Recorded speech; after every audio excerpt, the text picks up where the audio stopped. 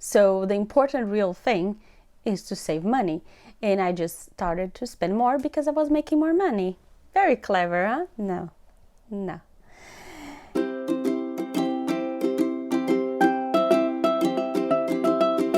Hi, I hope you're having a great day. My name is Leticia. I don't introduce myself usually in videos, I forget, but I'm sorry. My name is Leticia, and Leticia Duque, the name of the channel. And I want to talk to you today about a topic that I think it's really important. More people should be talking about it because I think it would be very helpful for other people to know, like, they're not alone, they're not the only ones going through that kind of stuff. And that's my relationship with makeup, fashion, and money, and how those things intersect, and basically my journey. So let's get started. First, I think like the first good question to answer or to start with is like when it all started. I've been a total crazy aficionado for makeup and fashion, more fashion even than makeup, since I was a kid. Like, first memories of my life, I had a Barbie doll on my hand, and I was dreaming about clothing and like styling her up. Like, I had a huge collection of Barbie dolls. It was like, so it was the toy I had like the most, like the biggest amount, and for sure the one that influenced more like my whole life and my whole growth as a person. Even like choosing my first career as an architect, like I would build houses to Barbie with like the furniture I have, etc. But that's like parenthesis, something else. So oh, now I have a microphone, like super parenthesis. So if you guys can tell me if you think the audio is better, I'm really trying. So I used to play with Barbie a lot. I also had like those makeup kits for kids, like those like colorful and like very like simple, like very ludic makeup for kids, and I loved it. I didn't have money, like I had those, like, strawberry and grape packages that you open, you have like a balm or something inside, things like that. But I had a fascination with my mom's makeup. She never wore a lot of makeup. She had like a signature lipstick, and that was it. But she had a vanity, a wood vanity, like gorgeous one, made by hand by my my grandfather, that was given to my grandma. My grandma used it, then they moved away. My mom had it when I was a child, and it was like ultimate dream. And my other grandma had a very similar one too. So it's like top goals for my adult life was having a vanity checked. So it's like very important to me. I think it's all connected to that idea of like femininity. I'm not talking about like femininity as like sexist. Like I don't think that matters really here. It's more that femininity as like that, taking care of yourself, of your image, that pampering and like all that rituals. I love rituals like that. So like sitting in a vanity, looking yourself in the mirror, fixing your hair, applying makeup, like open up your wardrobe, trying clothes, like that kind of thing for me was like a goal. It still is in a way. I like that these things give me pleasure while you're doing and after they are done. Like that's like perfect world for me. And every opportunity I had, I would ask my mom to apply some makeup. Of course, she didn't apply makeup on me like I was a kid. Like I'm talking like very small, like 4, 5, 6 years old. But for example, we would have like celebrations in the school when we would have to wear some costume or something, and then she would like draw a heart on my cheeks and apply like red lipstick, and that was the best day of the year, like for sure. Like gifts meh, apply makeup. I was totally that girl, like since the start. Like it was nothing like my mom pushed on me, because she wasn't like that. Um, I think it was like something very natural from inside me. Also, like I always since I was like a very very very young kid, like first memories, I would draw clothing. I had many notebooks full of clothing drawn, like very creative. I wanted to be a stylist. And no one knew what that meant at the time. I mean, like 94. Um, but so that was like, it started very young. And of course, at that time, there was no relationship with money, because I was a kid. I was a kid and I didn't care about money. I didn't like money. I didn't understand money at all. Not sure I understand it now, but much better than before, I suppose. Hopefully. And you see me like sometimes looking down my lap, because I wrote a lot. Because I felt like put everything, like my 33 years old, in a paper, basically, in respect to fashion, makeup, and money. So I could really share with you guys. And I think that there's nothing that I can do more to help you guys than to be very truthful and thorough, so you guys can see that, like, can relate, can maybe understand. Maybe I will clarify something that you never thought about and that you are or were doing. I don't know, hopefully at least helping you, or at least entertain you. So I think, like, if we think about that, I think that was like a pattern from my whole childhood. In my teenage years, I developed a lot of acne, like cystic acne, like around my nose, like a little on my forehead. And when I was a teenager, at least in my school, in my neighborhood, my city, I don't know, I went into school and high school in São Paulo, back in Brazil. People, like mostly girls, didn't wear makeup. Like, makeup was like a gloss, maybe a black eyeliner, like I did. That's literally what I have, like glosses, not many, black eyeliner, and that's like, you're done. Like, I didn't have foundation. I didn't have like, in like, first of all, by that time the makeup industry in Brazil was ridiculously almost non-existent. And even if there was no culture. Also, like, one thing contributes to the other. I think that here, probably, there was, like, United States and Canada, there was much more like access to makeup, but I don't know how teenagers were at the time. About my experience, makeup was not common. Teenagers were a little embarrassed of their pimples, sure, but like, everyone had it, so it was fine.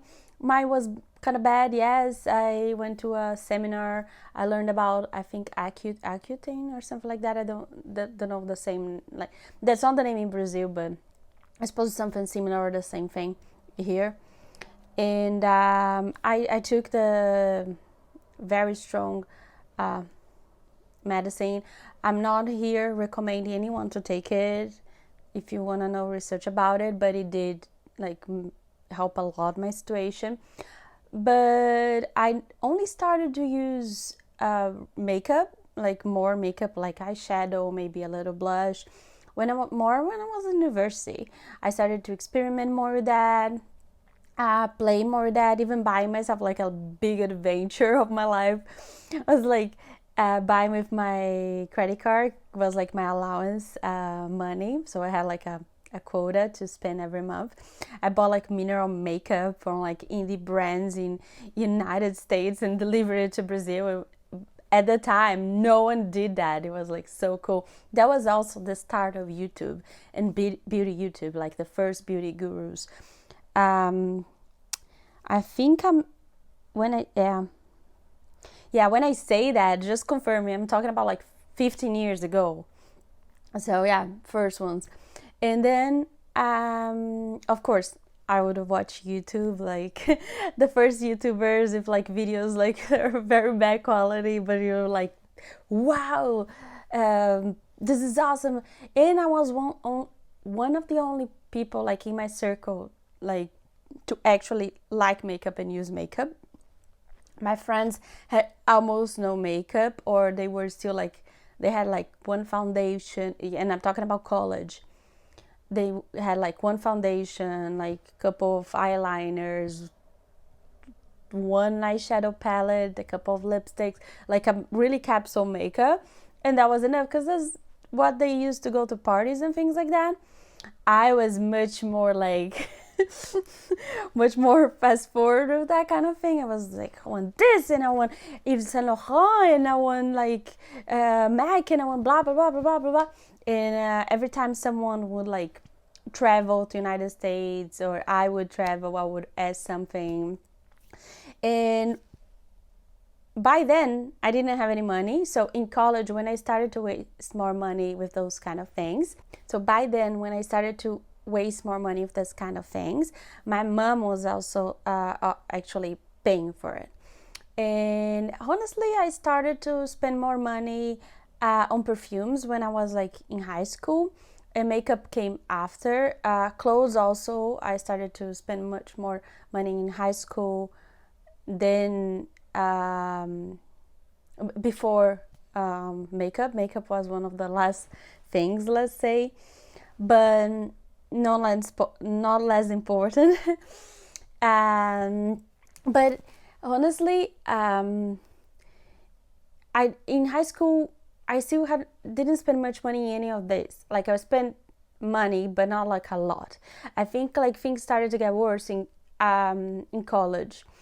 I still then was still like my spending was still very controlled because I had like quotas. Like sometimes when we were traveling, we would spend more, but it would be like travel budgeting. So it's always like, well, not always, but for us, it would like we would have like more money to spend than like a usual week or month. And then I spent 1 year in Berlin while I was in college. I was studying 1 year, like in Berlin, Germany, and I lived by myself. I also had an allowance and a quota.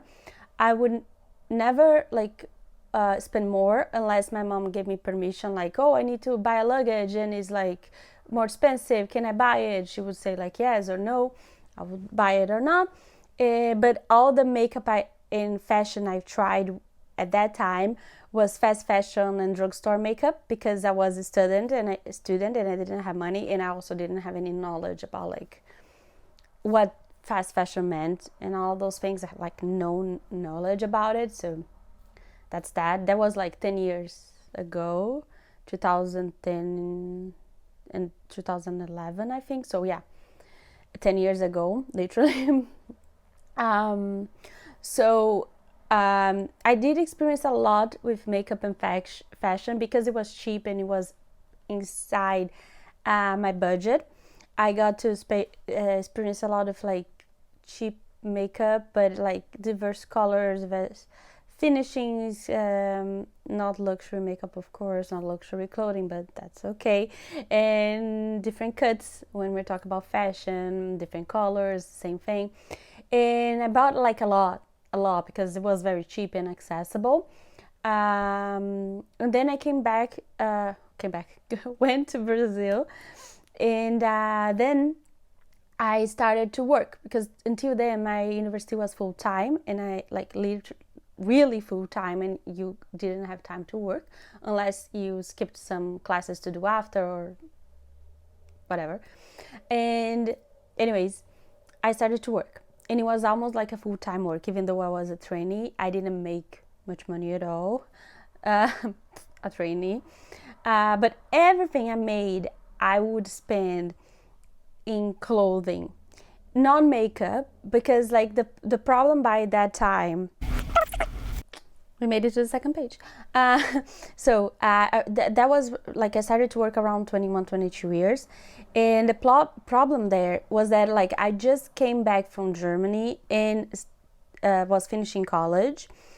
And I had no clothing that was office appropriate, because it's still like, even though I was an architect, by that time, like, office clothing was still like a big thing. I don't know how it is now, but anyways, and I had no idea what to use. Like, I was a jeans and t-shirt girl before, and like, I was basically on 1 year vacation wardrobe, so I had no idea what to use. So my mom oriented me a lot, like, oh, buy this, buy that, blah blah.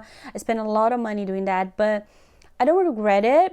I mean, of course I regret, okay, I don't regret it because all my experiences brought me to where I am now, but I bought a lot, too many things that I shouldn't, that were like not my style. I didn't feel comfortable on, were not me at all. Now I know, though, that that was kind of an important experience and step for me. I just hope that saying that, I can help you to see that before you make the same mistakes. But basically, yeah, it was like entire wardrobe I had to buy. And I talk about shoes, purses, everything, because, you don't usually go to a job in t-shirts and jeans and sneakers, do you?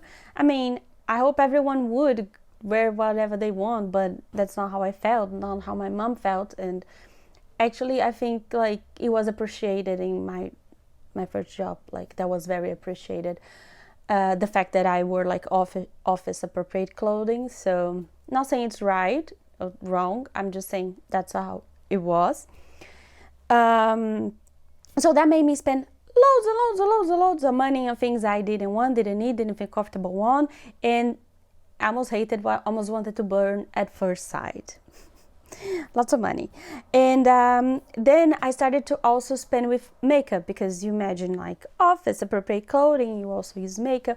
Almost no one in the office used makeup, but because I was that kind of very, very, very feminine person, I wanted to wear makeup too. I started to travel like by myself, went to New York with my mom. Then I was also like always Sephora and MAC crazy by that time. Like, it was like, wow, what, like, the most you can have or you would want. And anyways, I started to buy like a lot of makeup, more than anyone should, like, more than, I wouldn't say should, but more than anyone can really use. Like, because when you're talking about a YouTubers like usually need to test, and like they don't really, most of them don't really use up all the products. But a normal person, like, normally they want to like use all their products because they're paying money for it, right? Yeah, I wanted to experiment, and I started this channel like 3 times already, because of this need of experimenting and liking it and being so enthusiastic about it. So just giving you a background. Anyways, all of that, like, I'm talking about like spending a lot of money, but I never went in debt, okay? So I can't talk about that kind of stuff because it's not my experience. I never actually had any kind of debt. And always, like, since I was like 13, 14 years old, I always had like spreadsheets to control my money, spending and income or allowance. And I know that's not normal at all, but like my parents were crazy about Excel, and they taught me since I was a kid. So that was my experience. So that's what I can talk about, even though I know that's not super relatable. But what happened with the budgeting that I did is it was more like I controlled it, which is very good first step. But there was not a real like concerning about saving a lot of money. I did save, but I would save like, oh, this week I can put, or month, more like monthly, I can put 10 in my saving accounts. That happened. Oh, this month I can put 100. Oh, this month I can put 5. So it wasn't really like frequent thing. I would always save, but it would depend on how much I spent. So it's not really a good budget technique. So then I was hired. I started to make more money and therefore spend more. Exactly how you shouldn't do, kids. You shouldn't do that.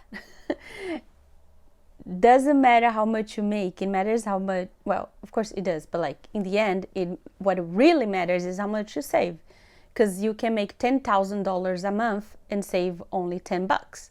So the important real thing is to save money. And I just started to spend more because I was making more money. Very clever, huh? No. Anyways, spending with things that have no actual value, and like, because clothes don't have value, they are not an investment. Don't let anyone trick you with that word. Clothes and makeup, they are not investments. Cars are not investments. No material thing like that is an investment, period. And I say that because they, like, of course, you can tell me like, oh, but I buy a vintage thing and I can sell for more. Of course, if you really understand what you're doing, what you're buying, and how it ages and how it changes prices and gains value, of course. But for the general public, no, it's not an investment. Scratch that from your head. You're wasting money, okay? Buy what you need. And if you can't afford a little like entertainment, then okay, awesome. Inside your means, your actual means, after saving. Anyways, let's go back to the story.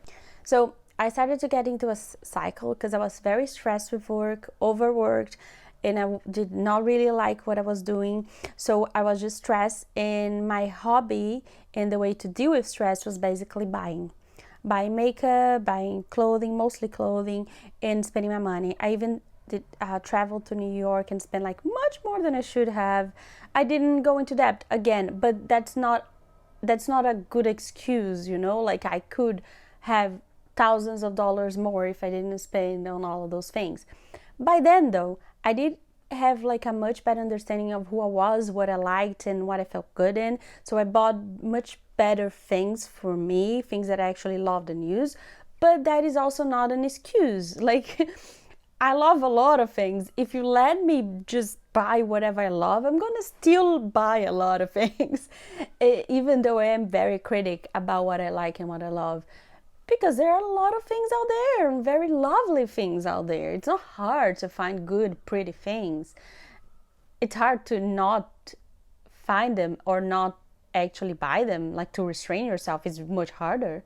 So yeah, so that pattern continued for a long time until I started to notice that I have dreams and I wanted to go places and do stuff, and the fact that I couldn't save enough money was holding me back. That was like very bad. So I started to like gain conscious about my situation. I started therapy. Why not?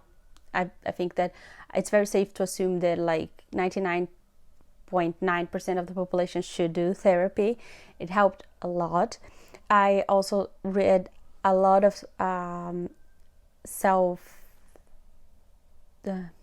self-help books. I don't like to call them that because a lot of them actually do help.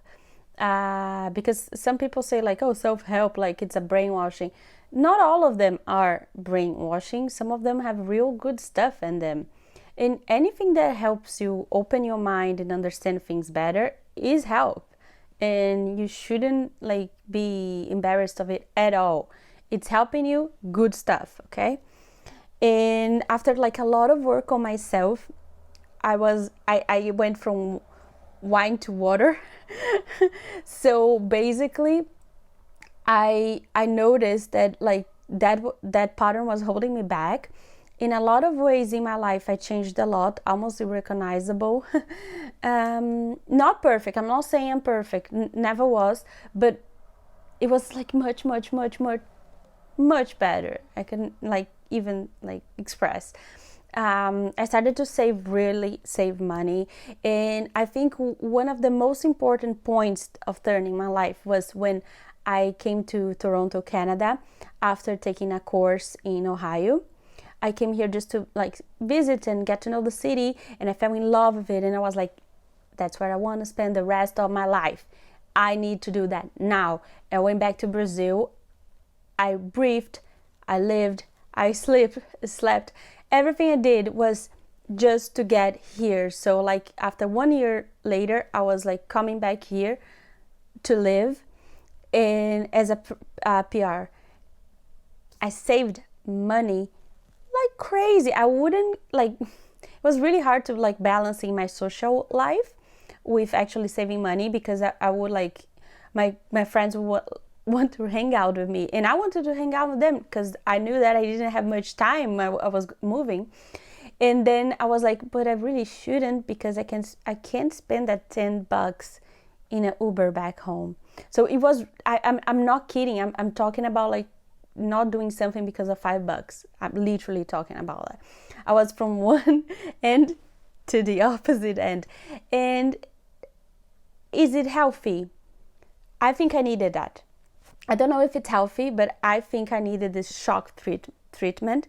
I think it was important. Now that I'm here, I've been through another stage where I had to like still save a lot of money until I could stabilize myself, and now I'm back to being able to afford and buy things that I want and need.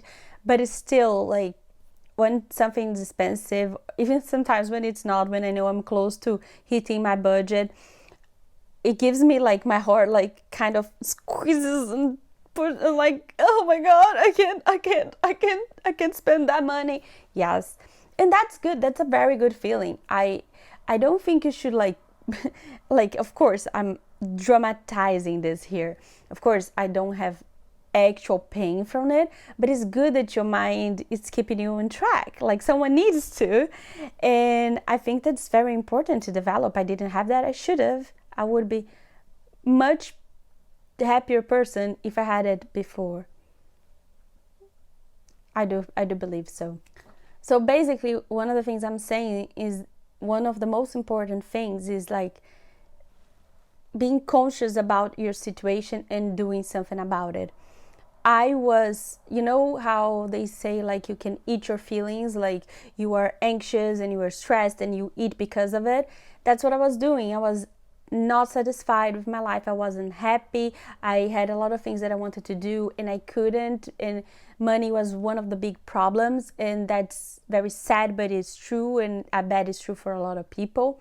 And I'm not saying everyone's gonna have the same solution as I had, but I'm saying there is something you can do about it. And I think first step is to be conscious about your situation and what are your problems, what are your issues. I'm not saying I'm perfect, no one is, but working on that, towards that, is gonna help. Like it is, like you are going, maybe slowly, maybe faster. Some people like need like shock treatments, but it's gonna happen. And the makeup and all of that, because I was like so unhappy with my life, I kind of stopped wearing makeup altogether. Honestly, life was not fun anymore. And a little bit through that phase where I had to save a lot of money, it was a little bit of that too. But I always loved makeup. I never stopped loving makeup. I don't think I can. Fashion and makeup are like a big part of me, who I am. And in all of that, now that I'm now that I'm back to a normal, stabilized life, if there's such a thing, I am back here enjoying makeup again, and that's why I made this channel, blah blah blah. And now I have time and money to invest on that, and that's great. But I had to go through that phase. That's something that I really want to stress. Like, it's normal to have those phases where you have your goal to hold on to, but they are like really tight and like hard phases. And I had those for years. Like I had this was years, like I'm talking about 3-4 years of my life. It was a progress. I didn't get that like one day I woke up and I was like, I'm gonna be the opposite of what I was yesterday. It did not happen like that.